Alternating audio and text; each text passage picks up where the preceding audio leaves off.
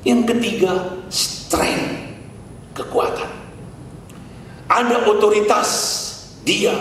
Hei engkau Tabita, bangun, bangun. Lazarus, bangun, bangun. Hei topan badai, berhenti, tenanglah, tenang.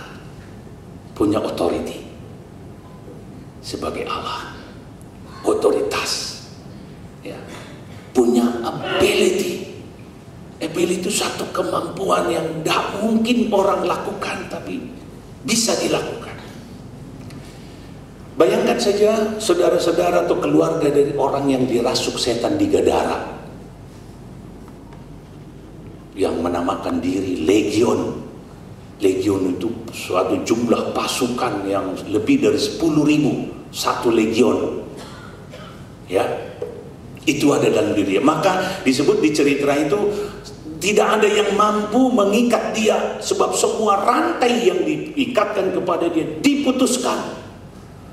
Dan untuk memamerkan kekuatannya, tiap-tiap hari dia berteriak-teriak di kuburan sambil memukul dirinya dengan batu. Tapi orang popo.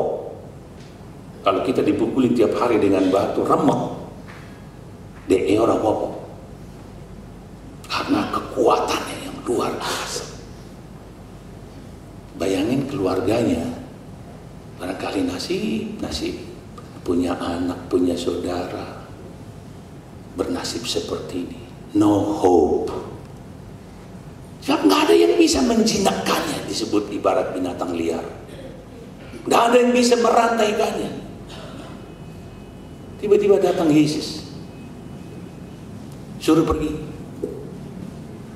pamit. Kalau toh kami harus pergi, suruh kami masuk ke babi ini. Silakan masuk.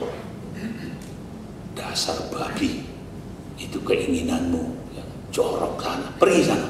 Masuk 2.000 babi nyemplung ke danau sekaligus mati karena mereka berada di pinggir danau.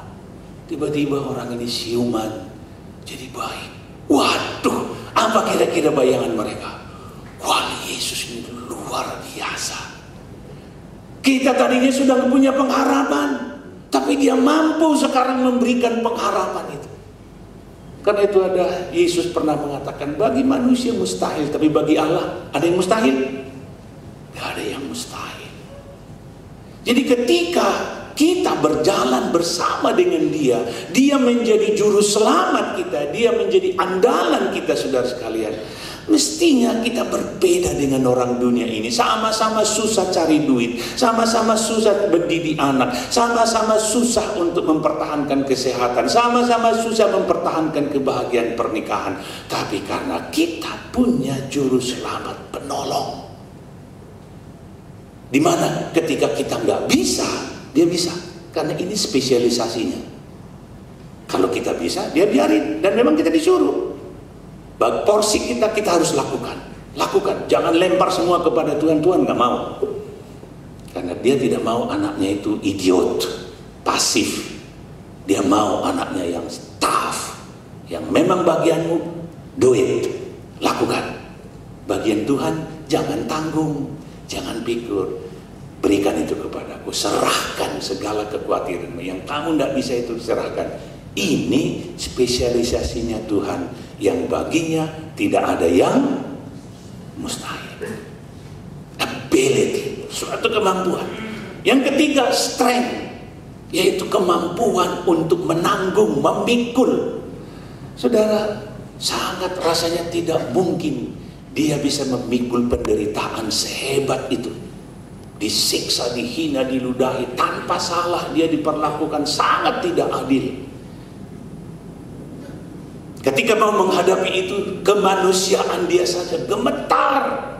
Dia berkata pada murid-muridnya di Taman Getsemani, seperti mau mati rasanya. Sampai dia meneteskan keringat seperti darah.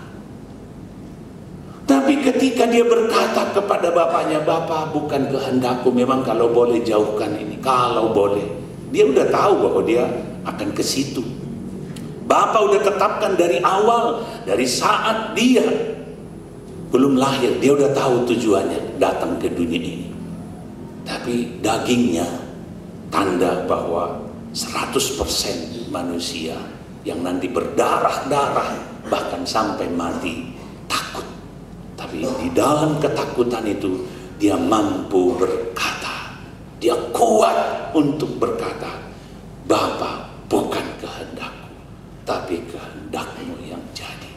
Saat itu sorgawi begitu bersukacita ketika dia mau taat dalam suka maupun duka, dan Allah datang menguatkan dia. Maka saudara sekalian, selama Yesus disiksa, carilah di Alkitab, tidak ada satu kata yang menggambarkan Yesus mengeluh, Yesus berteriak. Kalaupun Mel Gibson membuat di filmnya, apa filmnya terakhir itu? The Passion of Jesus Christ. Ketika dipaku dan seringkali juga sandiwara, kalau penyaliban Yesus di hari Paskah, dipukulkan palu, dok, bukan Yesus itu, pemain sandiwara. Yesus gak berteriak seperti domba yang mau dibawa kemana? Halo? Pulang aja kita. Ini percuma diajarin juga. Seperti domba yang mau dibawa kemana Pak Santoso? Mentang-mentang udah jadi nggak pernah tua, lupa semuanya. Seperti mana? Iya, ke pembantaian atau ke rumah jagal, menengahi. Ngerti nggak bahasa Jerman? Diem. Kenapa? Dia punya strength diberikan dari Tuhan. Dan di dalam kekuatan seperti ini, saat tangannya sedang dipaku bercucuran darah, perih bukan main itu, tapi ada kekuatan, ada strength dari Tuhan. Dia mampu berkata, Bapa, ampuni mereka. Dengan penuh kasih, dia inginkan orang yang membunuh dia jangan dihukum. Mereka nggak ngerti, nggak tahu apa yang diperbuatnya. Luar biasa.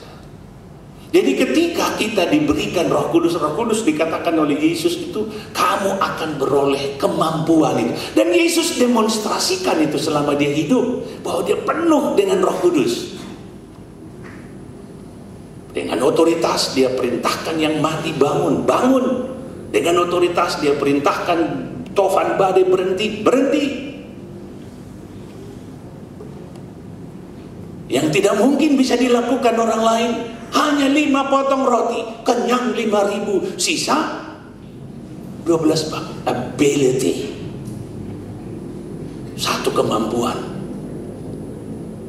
Air comberan, karena air pencuci kaki itu diubah menjadi anggur yang enak, lebih enak dari yang dibeli dari toko.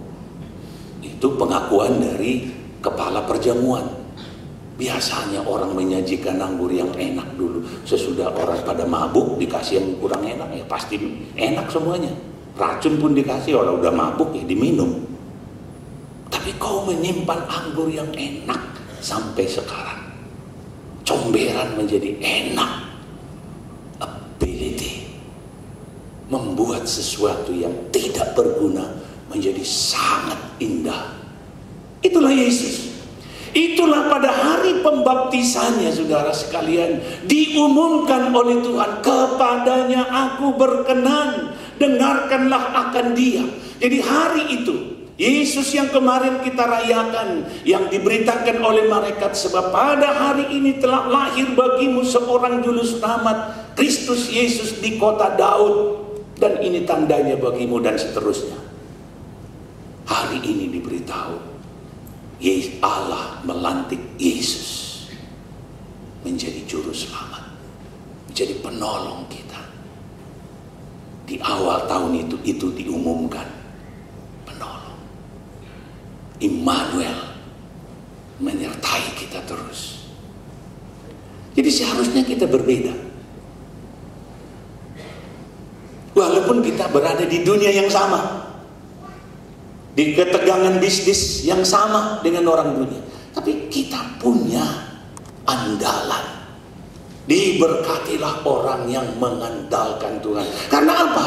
Karena dia punya otoritas, karena dia punya ability, karena dia punya strength. Kalau dia perlu menggunakan kekuatannya untuk memaksa, dan bisa, dan itu terjadi disaksikan oleh banyak orang dari dulu sampai sekarang. Kesaksian demi kesaksian terjadi dalam hidup anak-anak Tuhan. Hanya di GKI yang susah ada kesaksian. Kalau disuruh bersaksi langsung berdoa, tundukkan kepala, amin sesudah mau bubar. Mengapa? Mbok menawi kita kurang andalkan, mungkin kita nggak pakai, kita tidak operasionalkan bahwa Dia penolong bagi kita. Seringkali kita take over semua beban kita, ya remuk, karena ada bagian yang memang bukan bagian kita. Supaya Tuhan selalu disaksikan dalam hidup ini, supaya Tuhan itu diberitakan. Memang ada bagian Tuhan. Tuhan sendiri mengatakan, dalam dunia kamu akan banyak pencobaan, akan menderita, tapi jangan takut. Aku sudah mengalahkan dunia ini. Aku yang mendampingi kamu sampai kesudahan alam. Tapi seringkali kita nggak operasionalkan itu, nggak praktekkan itu. Ada seorang ibu, istri seorang angkatan laut di Surabaya. Karena suaminya memang tentara dari sejak belum merdeka, maka dia dapat hadiah dari orang Belanda. Karena dia baik ke orang Belanda itu, dapat hadiah rumah. Ketika orang Belanda ini mau pulang ke negeri Belanda, dihadiahkan, dikasih surat-suratnya kepada dia, uruslah supaya jadi milikmu. Rumahnya besar sekali di jalan protokol, luas tanahnya 2.500 meter. Di jalan protokol, di sana ada konsulat Rusia dan konsulat Jepang. Sopo arek Surabaya mesti merti, arane jalan Sumatera. 2.500. Ketika suaminya pensiun, diambil semua pensiunannya, digadaikan surat pensiun, supaya dia bisa membeli kendaraan yang dalam otak dia bisa mengembangkan, dan dari situ mereka akan hidup. Nyatanya habis semua, sampai dia meninggal nggak ada lagi sisanya.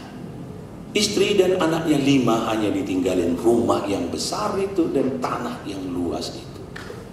Hidup mereka susah, nggak ada pensiunan lagi. Janda yang sudah mulai sakit-sakitan ini mau cari uang juga udah susah. Datanglah nasihat seorang anggota keluarganya yang notabene adalah salah satu staf dalam kedutaan Republik Indonesia di luar negeri. Ngomong begini, tante, jual aja nih tanahmu ini dan rumahmu, pindah aja ke tempat yang enak sana, tunjukin salah satu daerah yang lagi berkembang. Rumah segede ini tante cuman beli, dan bisa dibeli dengan 1 miliar di sana, dapat. Dan sisanya masih puluhan miliar, taruh di bank. Tante hidup enak-enak sampai mati, tidak susah, bisa berobat apa segala, bebas. Waktu itu masih jasa uang itu masih ada yang 20%, 18%. Wah, bayangin kalau nabung 15 miliar jasanya 18%, 20%.